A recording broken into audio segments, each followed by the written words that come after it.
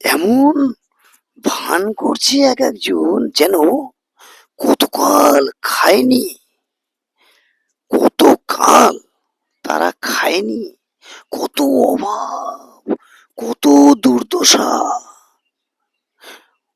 অন্নপূর্ণা ভান্ডারটা চাই চাই।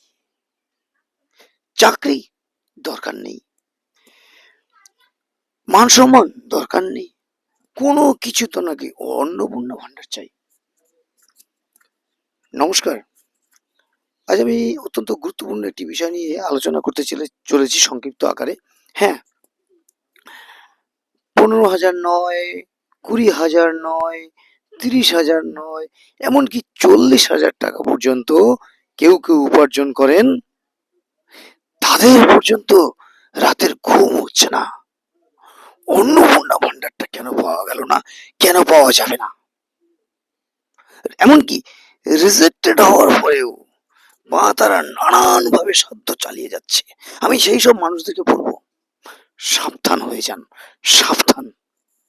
এইসব ছোট ছোট বিষয়ের জন্য আপনার সুন্দর জীবন ভবিষ্যৎ নষ্ট করবেন না। হ্যাঁ, ছোট বিষয় এই কারণেই বলছি, অন্নপূর্ণা ভান্ডার কিন্তু সকলের জন্য নয়। এটা পরিবারের ফিনান্সিয়াল স্ট্রাকচার দেখে দেয়া হচ্ছে। কে বলেছে অন্নপূর্ণা ভান্ডার শুধু এই অর্থের উপরে মহিলাদের অধিকার আছে, মহিলাদের প্রাপ্য? সেটা আগের সরকার করতো।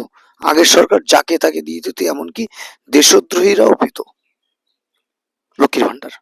কিন্তু সরকার বদলেছে, সিস্টেম বদলেছে। হ্যাঁ, পরিবারের আর্থিক পরিস্থিতির উপর ভিত্তি করে এই অর্থ দেয়া হচ্ছে।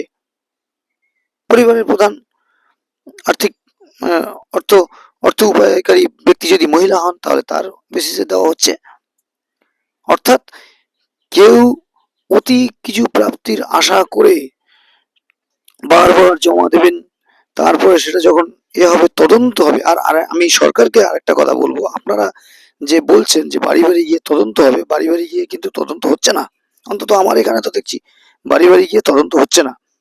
বাড়ি বাড়ি গিয়ে যখন তদন্ত হবে, তখন এই মানুষগুলো যারা এই 30-40 হাজার টাকা মাইনা পাওয়ার পরেও এই অন্নপূর্ণা ভান্ডারের জন্য জমা দিতে চাইছে, চেষ্টা করে খুব করে চেষ্টা করছে একের পর এক, এটা কিন্তু তারা সাহস পাবে না, সাহস পাবে না। এবং আর এই যারা জমা দিচ্ছেন তাদেরকে বলছি, যদি একবার অডিট হয়, যদি একবার ইন্সপেকশন হয়, আপনার কিন্তু অনেক বড় ক্ষতি হয়ে যাবে।